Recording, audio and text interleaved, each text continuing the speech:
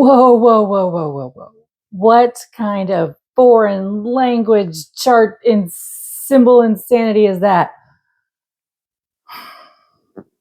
Don't worry. I'll help you understand.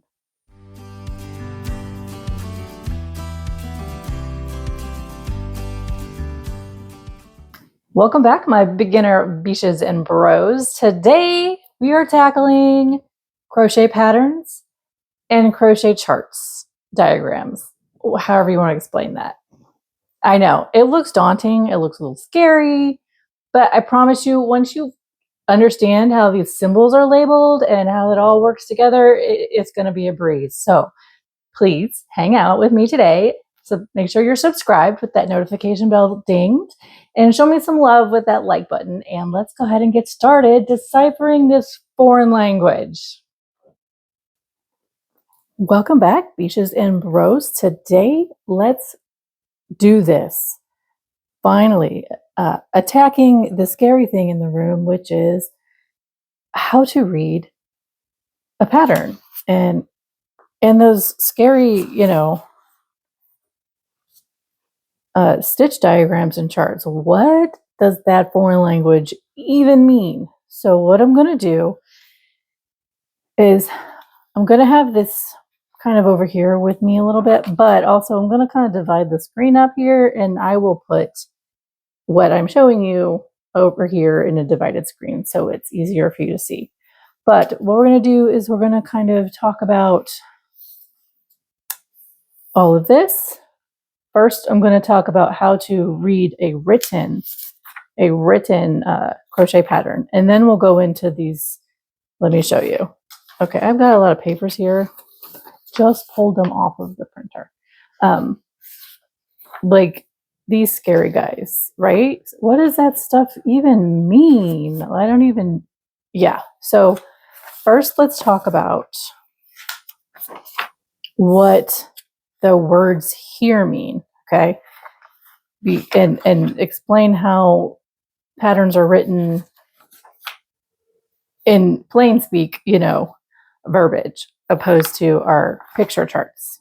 And then we'll go into the picture chart craziness. So I will do, once we get to the picture charts, I will do some crocheting to show you how it works up, to give you a visual, to go along with the diagram chart that may be a little helpful for you.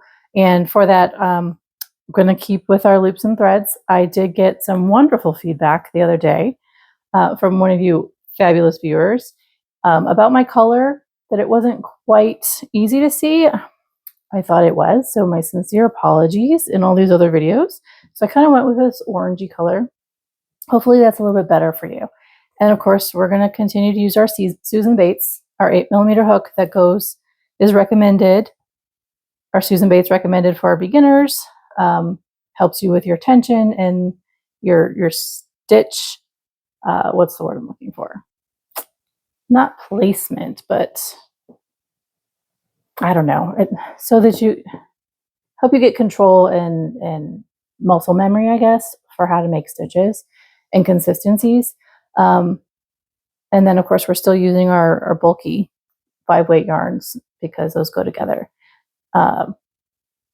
We will delve into the tapered hooks a little bit later. I just want to definitely get into the basics for you guys, because remember, we're our basic beaches and bros, right? Bros, because everybody can crochet. This is not a gender specific art form, and I want everybody to feel like they can do this. I think everybody should know how to create their own, if it ever came down to it, their own clothing or their own materials to keep them warm, any of that stuff. So it's not just a woman's job to be able to knit socks. Anywho, so let's get in it before I digress and go off on a tangent that we don't need me to go on. I don't need me to go on. Okay, so let's talk about reading written patterns. So here is a snippet of my most recent pattern that I posted, my pumpkin kitty. I hope that you may have seen the video already on my page here on the channel. So usually I'm going to just break it down and go through the basics here. You're going to kind of see something like this in print. It'll be generally about the same like in a blog, but there's going to be a whole lot more, I guess you could say, word vomit that goes along with it. You know how blogs are. No offense to any bloggers. I will probably be one soon. Who knows? But I understand the verbiage. It's fine. So firstly, you will have, of course, the title of your pattern, right? Then the designer / creator, who owns it, etc. So I have my name here and then my business name here. Then there's going to usually be a picture. Now these can be in any order actually. Then there's going to be a picture of what it is that you are going to be making. And then there's always going to be a copyright notice. Okay, always. Because this is our intellectual property and we want credit for our intellectual property, right? So we're going to have that copyright notice in there. Next up, in my case, I have links to my socials, my social media, and if you keep it digital and don't print it, these are hyperlinks and it makes it easier. And then I just have a little bit of, hey, this is where you can find, and this happens too in your blogs. A lot of newer pattern creators have these because of technology. I have my video link in there to help you follow with the videos, and just a little guidance and thanks for understanding I have to protect my intellectual property, etc. So moving on to what's pertinent for learning, being able to read this. Next, you're going to have your materials. That is going to tell you the kind of yarn you're going to be using. Like it tells you exactly the yarn that the author used in this pattern. And it also gives you like your weight and what have you, so that you may, if you can't get that yarn or don't want to use that yarn, you can find a similar yarn. Okay, so and an easy way to do that is actually you just Google online yarn substitutions, and there's websites. You just plug in whatever yarn that you are trying to substitute for, and it'll pull up so many options. Because sometimes yarns are discontinued that are in print or that are in patterns, and well, you have to find something. Next, it'll tell you how much of the yarn you're going to need, how much it was used. In this case, we have for our main color 79 yards, for our contrasting color 5.7 yards. And now this isn't the yarn that was used for this pattern, but on each label, it'll tell you how many yards, ounces, meters, grams are in each skein or hank of yarn, so that you can, this number tells you how many of these you're going to need. So also that's important, because if you're making something that's going to need more than one skein or hank of yarn, you want to make sure that you have your dye lots the same. So needless to say, long story short, if you need 10 skeins of yarn for this pattern, this is going to tell you that, so you can order them all or buy them all at the same time with the matching dye lots, because dye lots are important. Yes, they are the same color code or the same color name. They're dyed at different times, so the colors could be off just a little bit between dye lots. So it's very important to know how much you need so you can get all of it at the same time. Okay, and then next we have what crochet hooks used, or size.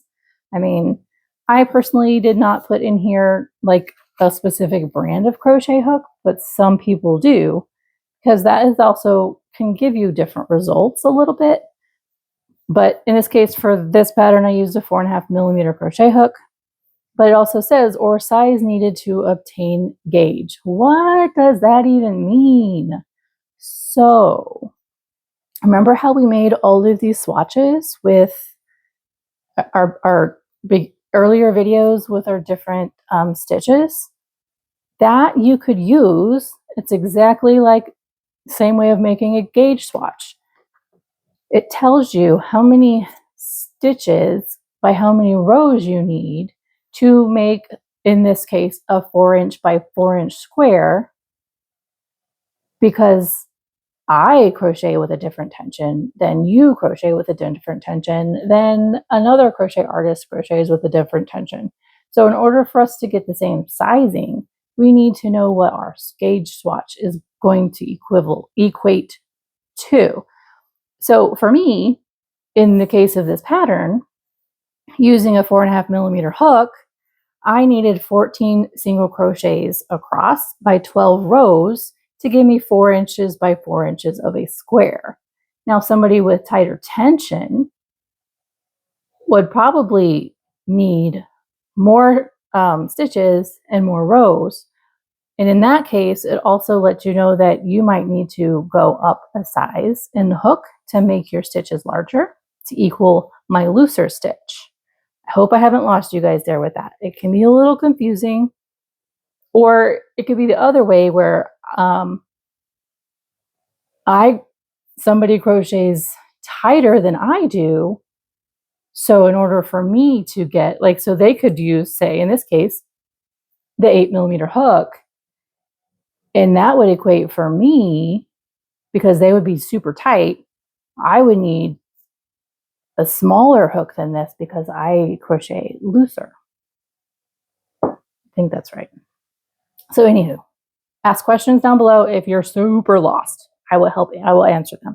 In this, and then next, it also gives other items that we need. So I needed safety eyes for this pattern, fiberfill stuffing, a yarn needle, stitch markers, and so that's the end of your materials list. So that tells you everything that you need in order to make this pattern. Okay. And then next up, it tells you what your finished measurements are going to be.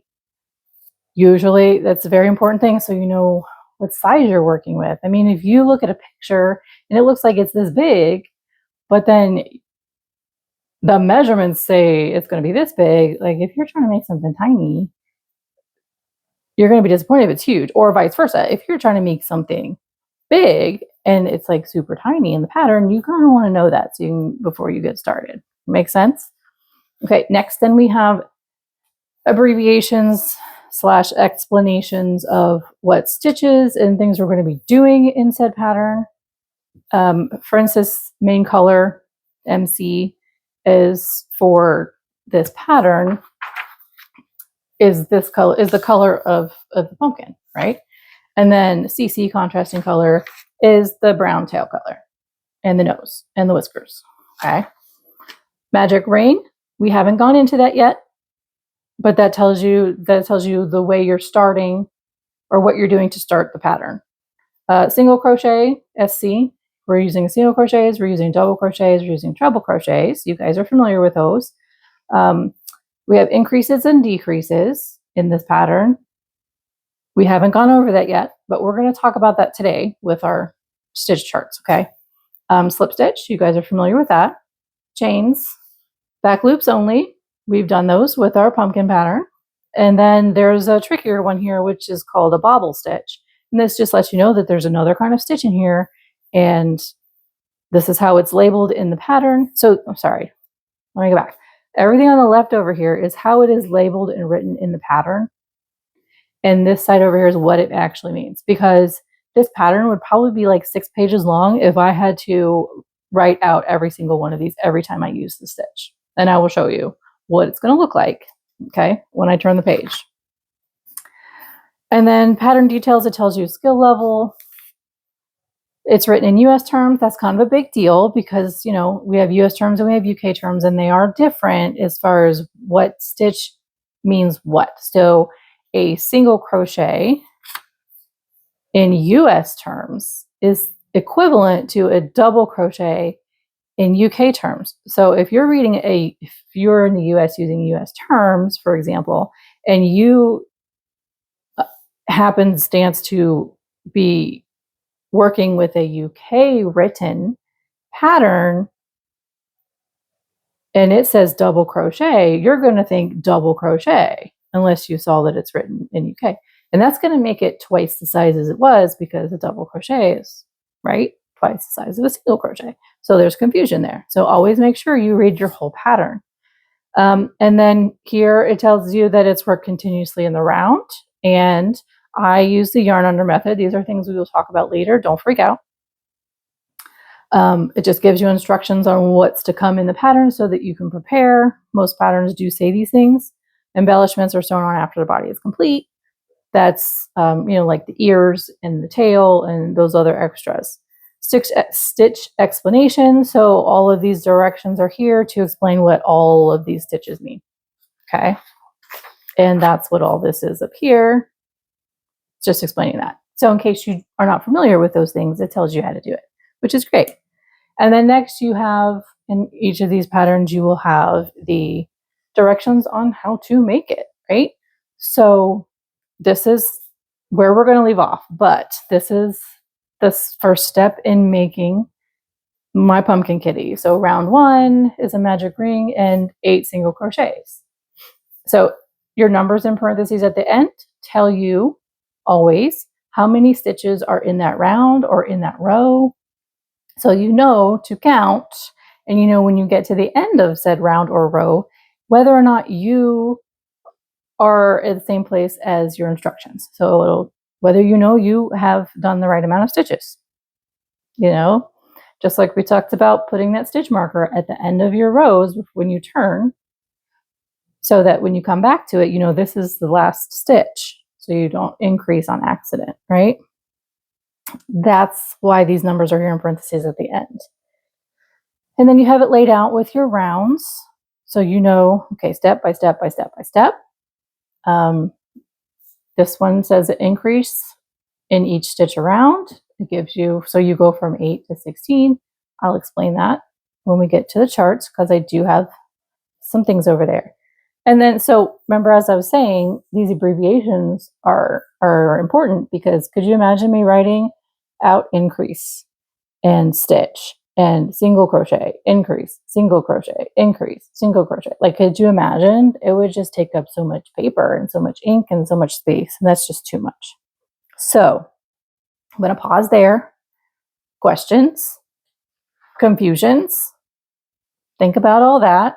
Let me know if you have any questions about how to read a printed, I mean, I guess they're all printed, a written, this is considered a written crochet pattern.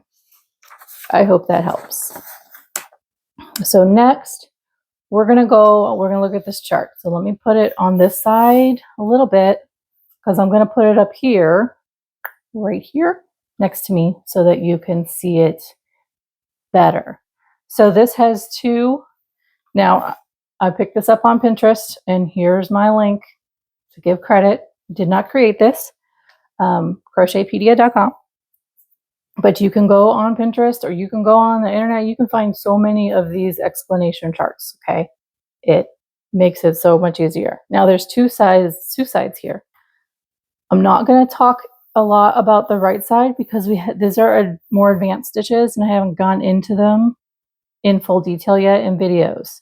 I will kind of, no, I'm not. Actually, we will. We'll go into the 3s, because that's a pattern we're going to do today.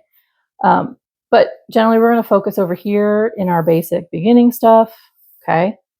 So up here on top, we have our magic ring. I will show you what that is today.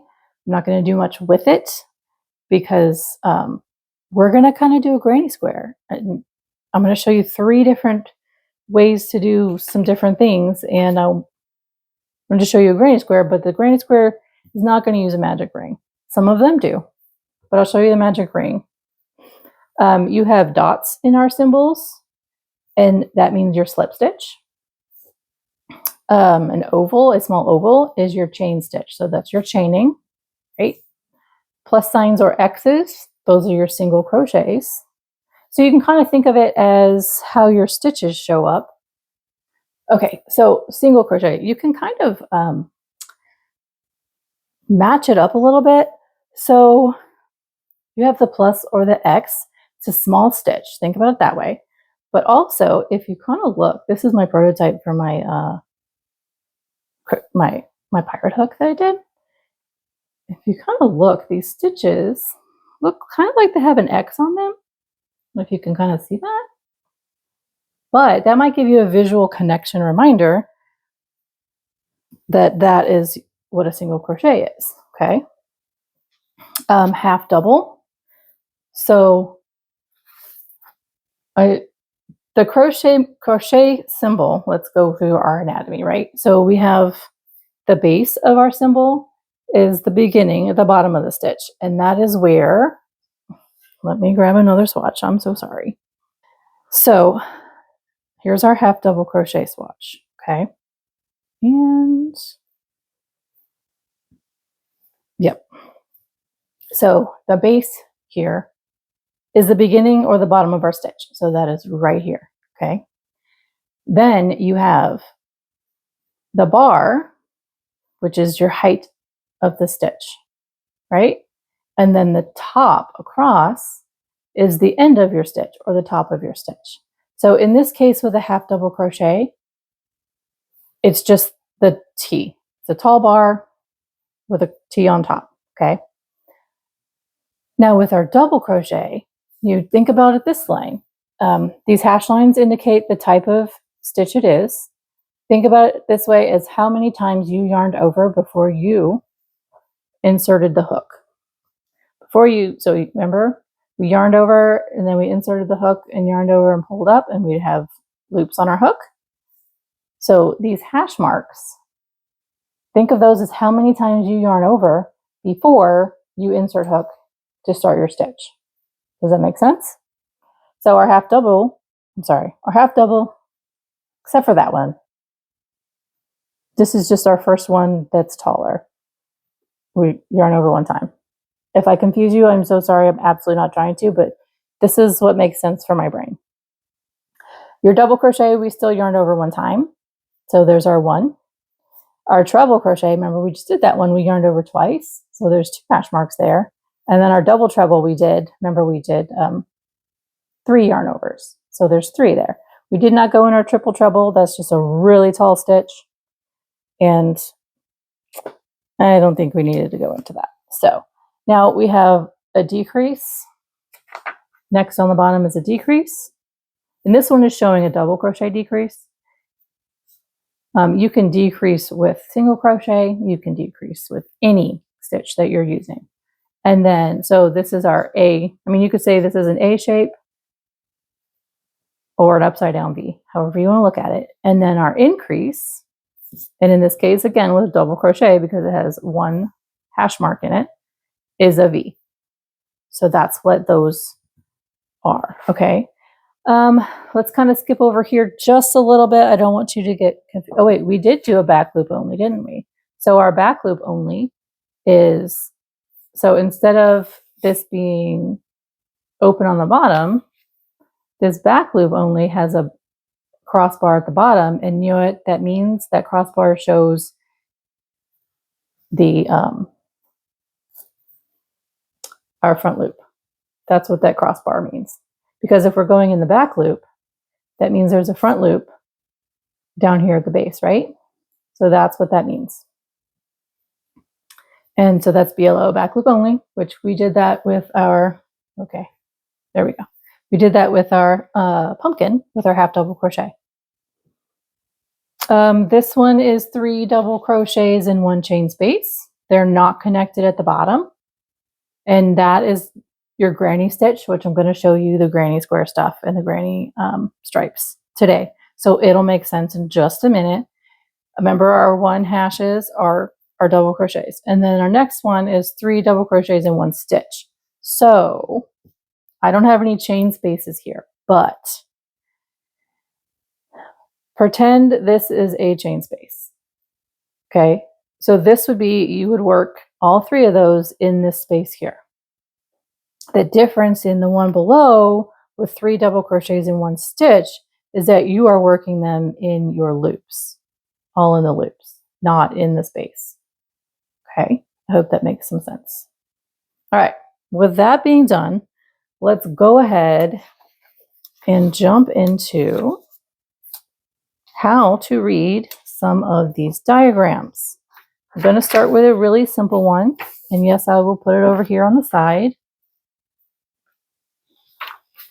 for you to follow along visually. I have my pattern right here next to me. So we're going to use, let me get the yarn out. And actually, and I have a pen. Before I do that, I'm gonna kind of just go over this. So you can see what we're doing. Again, I'm giving credit here. Found these all of these diagrams and charts on Pinterest. I did not create them. So diagrams will generally show you what direction to work in, okay? Let me get my swatches here. That will help us determine where we're at. Okay, actually, we're gonna use the double crochet one because this is double crochet, right? So glad I have these with me. Okay. So here, the best way to know where you're starting on a chart, sometimes they can be confusing. Like you would think you were going to always start at the bottom, but not always. If you're doing things in the round, for example, like a granny square, you're going to be starting in the middle. Sometimes I found diagrams where you're starting in a corner and you like work some weird way. So what you want to do actually is look for your chains, okay? That's these little ovals. In comparison, our granny, so like you could go, well, wait, I see chains down here on the outside. You're right, you do. But what you also see are they are connected to other stitches. So there's really no starting spot on the outside of this chart. Now, here we have some chains here, right? But it doesn't make sense that, so what we're doing on this one is you start in the middle. Granny squares always start at, well, not always. This kind of granny square will start in the middle. And there are chains, and then we have our dot, which means, it means slip stitch, right? So what I'm getting at is find the most chains in a row, and that's usually where you're going to start. In this case, we're starting over here, which is the same as this right here. This is where we started and we did our chains, and then we came up, and then we, just like this, these are our extra chains that we need to work into our chain space. Like, so in this case, our fourth chain from the hook. So our hook would technically be right here. Okay, this would be our hook. So it would be 1, 2, 3, our fourth one. Then we would work our double crochet in that. All right. And that is, here's our chain in the case of this swatch. And then here is our crochet stitch. Okay. So then you'll come this way up. Like I said, find the most chains. Now, when your chains go vertical, in this case, that usually means you're turning and starting a new row, right? And they're always usually written, if it's written for right-handers, it's written left to right, and then you go back. And you're going back and forth like so. So that's how I usually orient myself when I'm looking at a chart, especially a chart like this. I find the most chain spaces or chains, and then they usually go up like so, and then I follow the chain, and that's how I know where I'm turning. Okay? Questions, confusion, please comment below. So, with that being said, this is a bigger chart. This is the granny stripe. So remember I showed you the granny cluster. This is a granny cluster. It is 3 double crochets in 1 stitch. Okay, this granny stripe does not have any chain spaces between them. Now, I hope I'm not going to confuse you. With our granny square, there is a chain space between them. And in that case, if you look,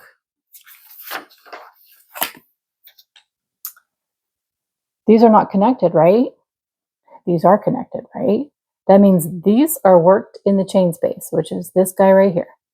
These are worked right between, in the stitch between, meaning there's no chain space. There's no space to work in. So they're all together. I hope I didn't confuse you.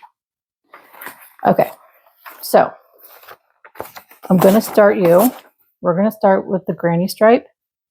Now this gives you, usually you do have a key telling, just like your written instructions, your written patterns, you have a key telling you what the symbols mean, generally speaking. Okay. Now, I have gone onto Pinterest and I have absolutely found just charts. Just charts. There's no words, or there are words, but they're in a different language. So I really have to focus and rely on what I know each image actually means. And that's the benefit of learning how to read diagrams and charts, because you can pull up on the internet a pattern from written in a foreign language and you don't even need the words because it's all pictures, which is great. So here we are. Let's go ahead and look at this pattern before I go ahead and start. Here is the creator of the pattern. I'm going to give credit where credit is due. Now let's see, where are we starting? We have a bunch of chains, right? So we have 1, 2, 3, 4, 5, 6, 7, 8, 9, 10, 11, 12, 13, 14, 15, 16, 17. Now, one way to know which way we're going is we have a chain over here, but nothing before it. And on this side, we have a chain going up. That would be our turning chain, right? So unlike this one, which is telling you which direction and arrows to go, this one doesn't. So you can actually go ahead and go, well, this one's going this way, and then I'm going this way. And then we go down the line and do our single crochets. And then, well, we've got chains. So then we're going this way and then this way, right? And then we're going to go back. And then if this helps you, you can absolutely print out and write on your charts.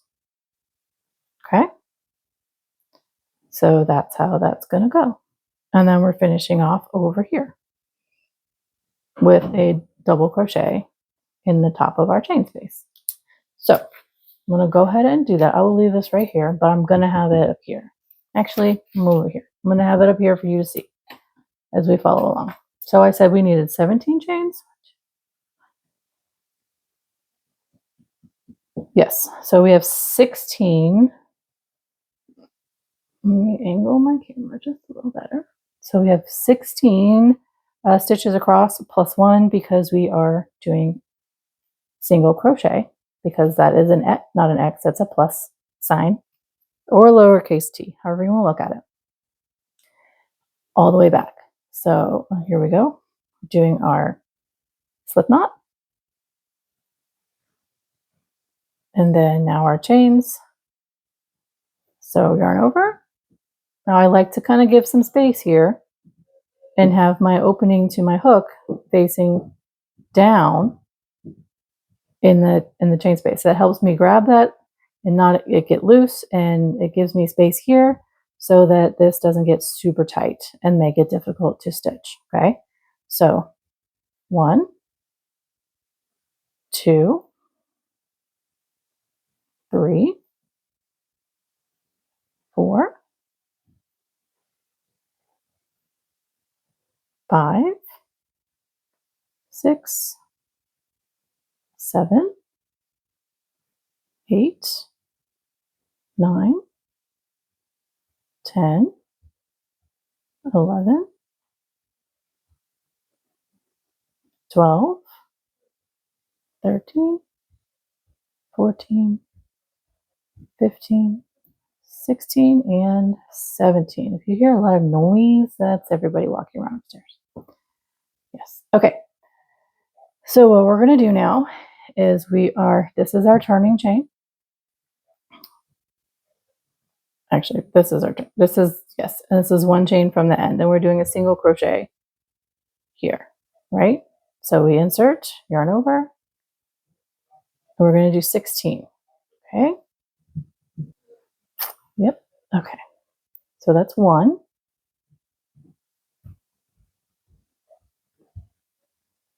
2.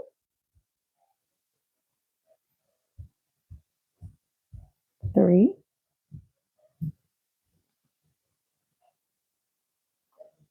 4.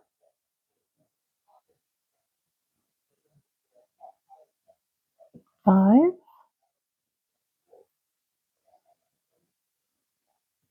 Okay, you see how that's getting a little bit tight there? And I kind of pull a little bit. That's kind of why I say. Now, I'm not trying to stretch the yarn by any means, but I can see and understand how that can be frustrating if you don't know to kind of give it a little bit of, loosen that tension a little bit so that these two loops are the same and not this one getting tight, if that makes sense. Okay, so where am I at? 1, 2, 3, 4, 5, 6.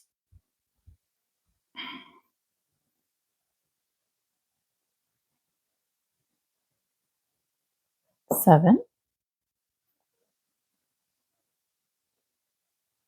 8. Sorry, let me move over here, make sure. 9, 10, 11, 12, 13, 14, 15, and the last one is 16. Okay, so we're at the end of the row of that foundation row, which is our 16 single crochets. Now, look, my tension was a little bit wonky throughout, so I'm a little bit looser here and a little bit tighter here. Look, don't fret. Don't fret. You do not have to be a perfectionist in this, especially beginning out. It's all going to work out in the wash, I promise. Okay, so now we'll go ahead and look at that chart. At the end, it has how many chains? It has 2 chains because we are turning, and then we're going to do a double crochet. Now, remember when I had said in the previous video about half double crochet and double crochet that sometimes the chaining is different? Generally speaking, actually, let me put, we've got a side by side, okay? Here's a perfect example. We've got our granny stripe over here, which shows double crochet, right? And we have 2 chains to turn. And now in this chart, double crochet, right? But we have 3 chains to turn. It really is pattern specific. So it's not gospel. It's not set in stone. It really is whatever works best to give you the look that you're going for, because you don't want that big bulkiness on the side like we talked about in our previous videos. So we have 2 chains and our turn. Now it says to work a double crochet in that same space as the chain, actually in that first single crochet stitch, which is right here. Okay, so double crochet is yarn over, insert, yarn over, 3 loops, and then pull through, yarn over, pull through 2, and yarn over, pull through 2. Okay, so now what's different here is that to get us that stripe, we have, because we are going to have stitches that are fanning out, so we need to keep the space. So what we have to do is skip stitches below. Okay, so this says to skip 2 single crochet stitches. So here's 1 and here's 2. Actually, should I zoom in? That'd be better. Go this. So sorry, took me this whole time. All right, so skipping 2, and then we're going to work 3 in that same stitch, because as you see, those 3 are connected at the bottom, right? So 1,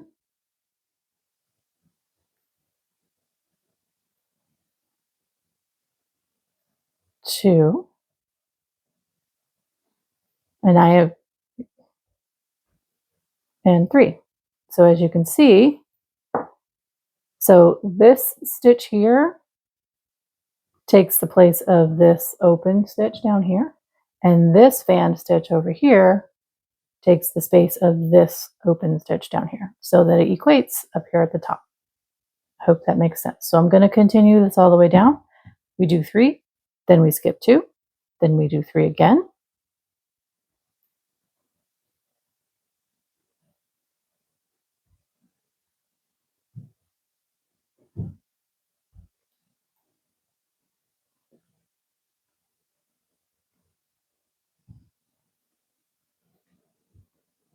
skip 2,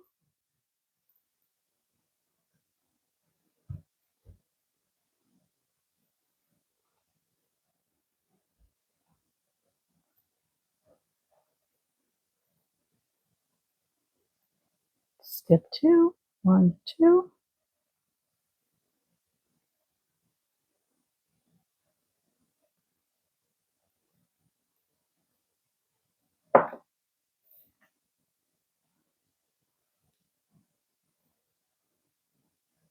okay. And then we're skipping 2 again, and then this is our last stitch right here, but we're not doing 3, we're doing 2.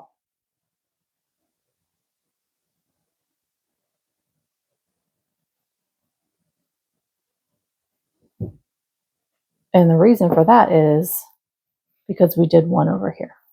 We did 1 over here. Our chain space isn't really counting. Okay. Actually, it equates. It'll make sense in the next row. All right, so then as you see, we are now going to be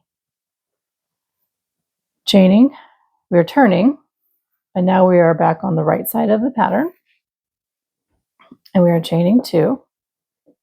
And in this case, we are going into, you could either go into that stitch space or you could go underneath it. I personally like to go underneath it, that way it doesn't give me that loop at the bottom, and it kind of just makes it a tighter looking stitch. So doing our 3 cluster, this is called our granny cluster of double crochets.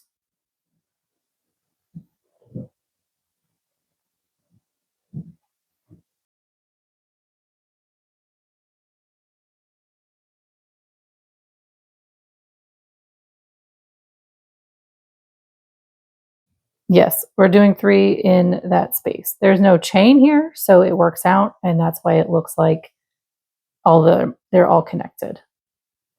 But there will be some patterns where they are worked, like your stitches are worked in the middle of what's below, opposed to in the kind of space in between of the clusters, if that makes sense.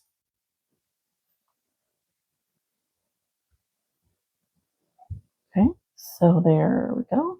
That was 3. Sorry, I went kind of fast there. I'm so sorry.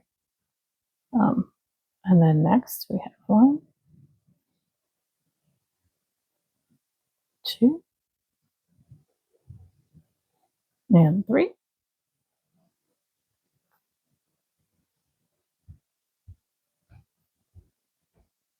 1,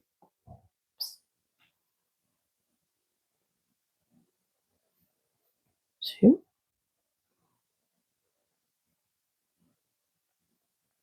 3. And then here's our last one in our space. Well, not quite space, but yes, in our space between clusters.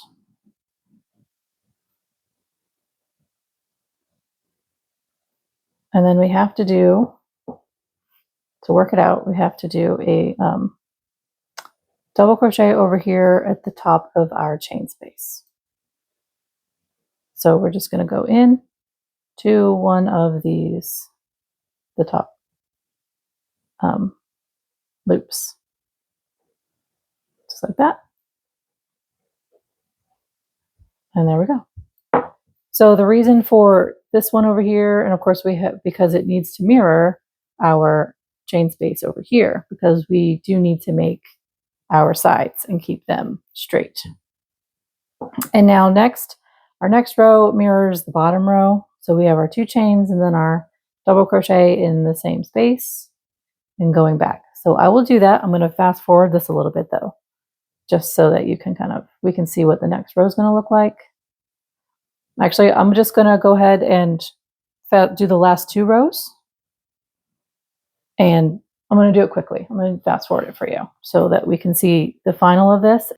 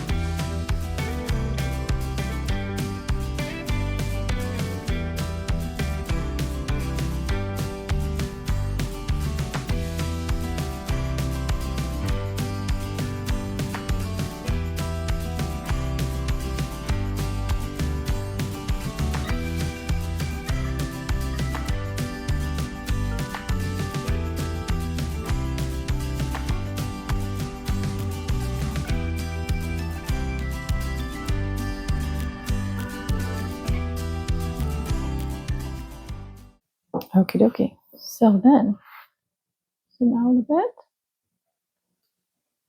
There it is. So this is what this chart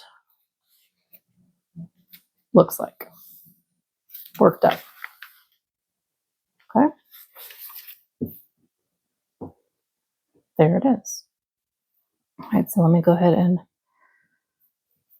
tie this off.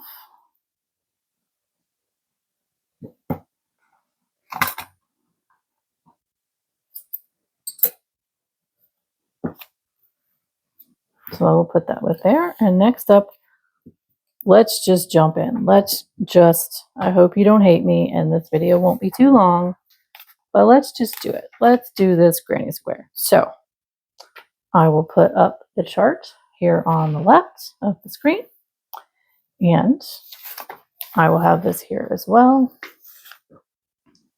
so that we can compare. All right, so look in the middle. Yes, I did say I would show you this magic ring thing, but look in the middle, you have 4 chain stitches and then a dot. What that means is you have 4 chains, and then we're slip stitching to the first one to make a ring. Now the reason to do that is it's more stable. It's not going to come loose. Sometimes this magic ring can come loose. Yeah, it's faster and easier than this, and you can get this tighter sometimes. But it depends on what you're making with it. If you're making with like the chenille or the velvet yarns, I have ripped this magic ring and broken my yarn when I'm trying to close it. So it depends. So let's go ahead and start. Let me show you this magic ring first. There's a couple of ways actually to kind of cheat this magic ring thing. The basic magic ring is you are going to start with your short end of your tail of your yarn in the front of your hand. Okay, you're going to wrap it around your fingers like so. I like to catch it over here, I like to make that X. Then I stick my hook underneath the bottom one, hook onto the top one, and pull it underneath. Okay, like so. Now this is where I kind of grab it so that it doesn't come loose. And then come over here, stick my fingers in the ring that it made. And now we have kind of like a slip knot that's unfinished. And then you yarn over and there you go. So this is kind of like a big slip knot that's open. And then this is where you would work your first round of stitches. Okay, so like if it says like in my pattern, magic ring 6, you would make a magic ring and then you would do 6 single crochets in the ring. So actually, let me show you that. So there's 1, 2, 3, 4. My tail's getting short. 5, and here would be 6. And then this is where you would pull this to close it. And then you would start your next round at the beginning of your first single crochet, which is right here. And then you would yarn over with your first single crochet. If it said to do that, if it said to do a slip stitch, then you would slip stitch in that like so. Okay, and then you just pull that tight and the hole closes, and that is your basic magic ring with 6 single crochets. Okay, now there's kind of a cheater magic ring where you start off with a slip knot and like a chain 2, and then you do all of those 6 single crochets in that first chain.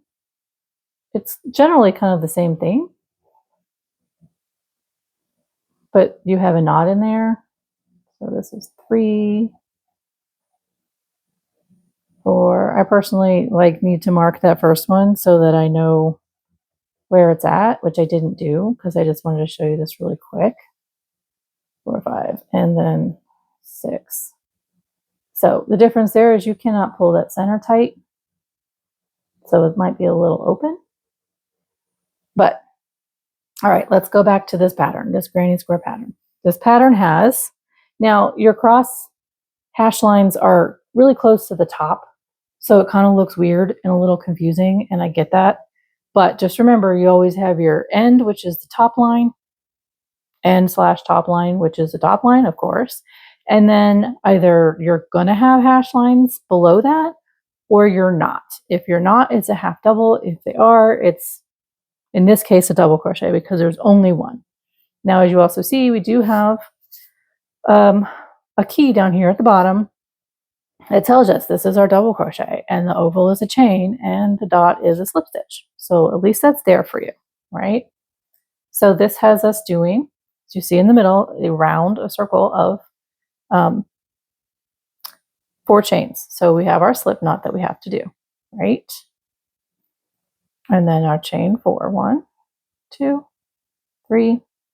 Now you can make this chain tighter. It doesn't really matter too much, because you're not working in any of them except the first one, because there's going to be a circle. And then we are doing a slip stitch into that first chain loop. And that makes our starting circle. I like to kind of throw my tail over this way and work over it as I go. So next, we have chains. We have 1, 2, 3 chains, and then we work counterclockwise always in a chart like this, unless it tells us somewhere in there to turn. The way I know that I'm not turning in this is that you see how we have the chain 3, and then we have 2 chains going counterclockwise, going to the left in each round. That means we are consistently going to be working counterclockwise. Okay, so I have 1, 2, 3, 4, and 5. Now you can put, I don't think I have any stitch markers right here. You can put a stitch marker after that 3rd chain, which would be right here. That way you know exactly where you're going into when we finish this round. Or we can just leave it the way it is. So what we're doing next is we have 3, and also that chain 2 makes our corner. So the chain 2, we're turning and it's going to make a corner. Now this chain 3 counts as a double crochet. So with our granny clusters, remember we had 3 double crochets to make a cluster. Well, and if you look at the end of this circle chart, there's 2, and then there's that chain that we just did, because we're connecting to the chain. That makes our cluster of 3. I hope that makes sense. Okay, so we need to do 3 double crochets. 1,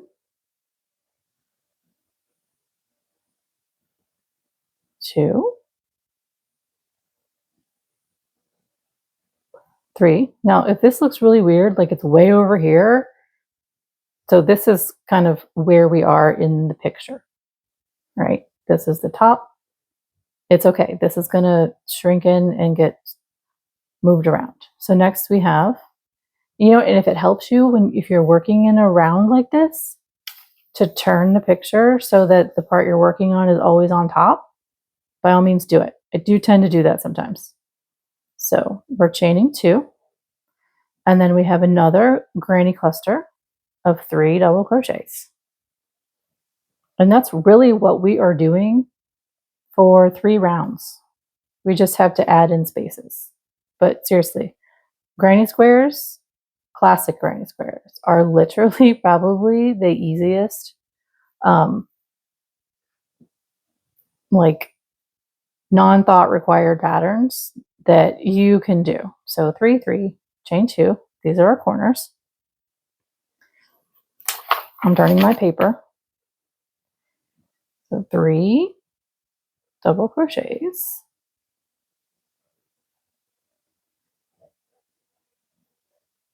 All right, so we have 1, 2, 3 sides. This is going to be our fourth side. We're almost there. And then we have a chain 2 for our fourth corner. This is our first corner, second corner, third corner, fourth corner. Now we're at the end. Like I said, this makes one of our double crochets in our cluster. So we only need 2 more, right? So 1, and here is 2. Okay, so then now we have that slip stitch to our, we need those 2 chains up here, to our third chain that we did. That dot means slip stitch, right? And there we go. Here is our first round of our granny square.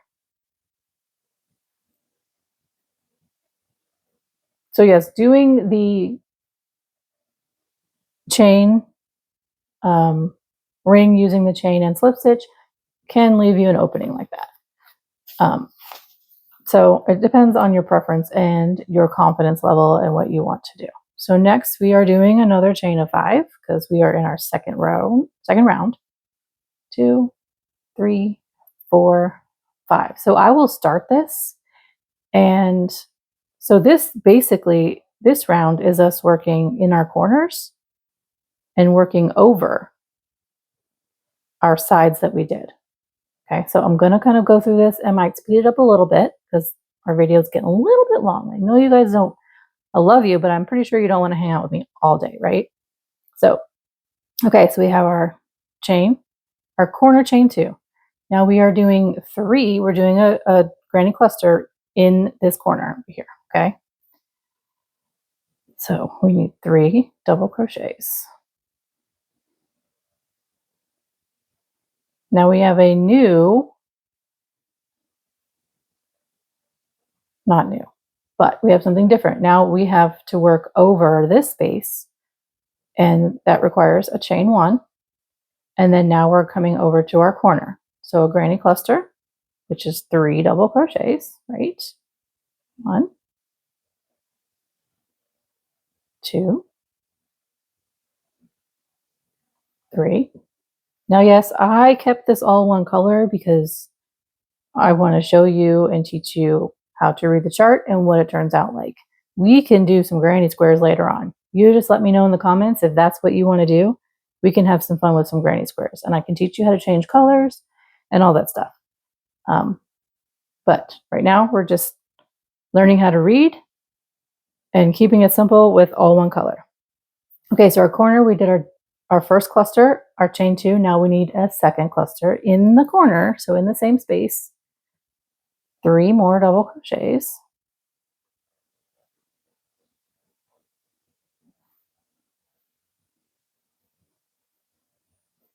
There we go. Now again, we're working over our first round side, which is a chain 1, and then back to the next corner.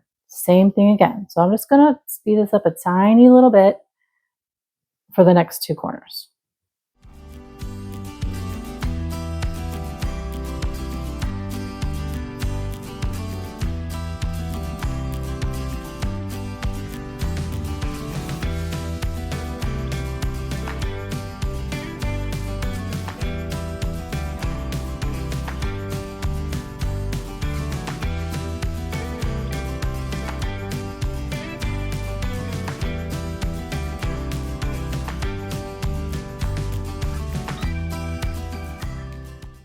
Okay, so now we're at this end, and we're at this space where we're coming to this beginning where this like didn't start in the chain space. So how weird is that?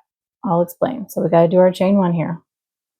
What I'm going to do, because we need 2 double crochets in here, right? Is I'm just going to work it over the chain and into the space. Okay, just like this.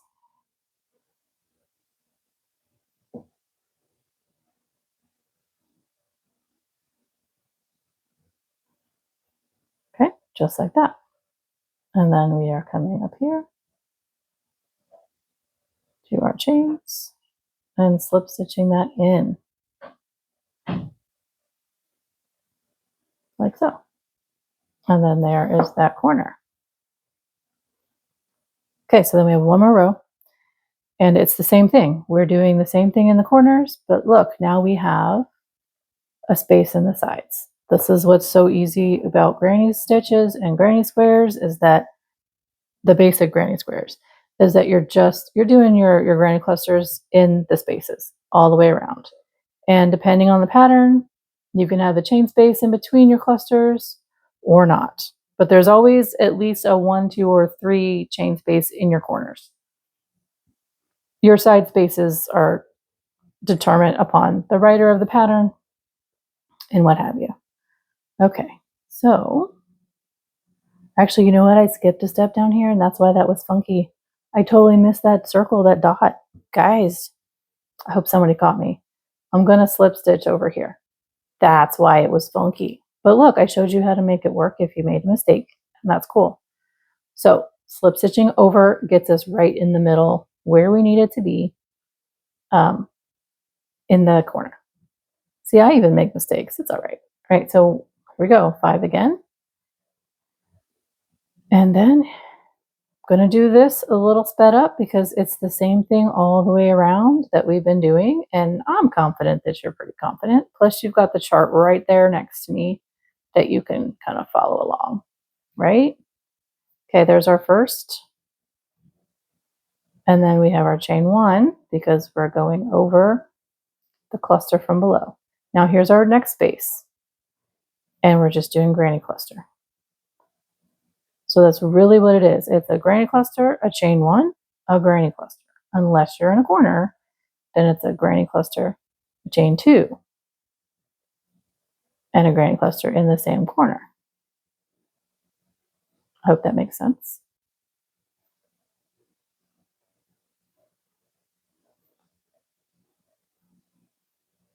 Right, and now chain 2. And I will speed this up after this corner. 1, 2. If you need to slow down what I've just done, that's okay. And I apologize if I went way too fast. But yes, so here we are. Before I finish it off, this is our third round of the granny clusters. And as you see, we're just going to keep going around. So we have the 2 in the corners, and then the 1 in the space between with a single crochet between, and then 2 not single crochet, with 1 chain between and 2 chains in the corners. So that being said, let me go ahead and finish this up.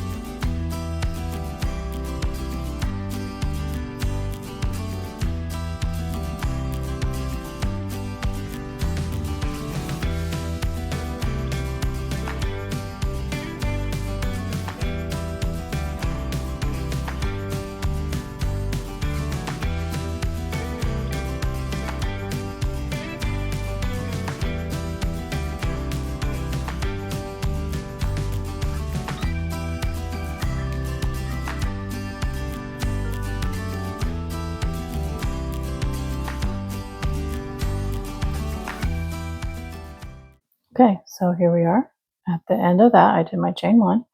So now we need 2 double crochets over here to match up with our chain.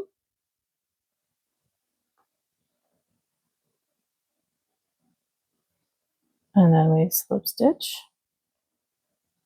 right up here.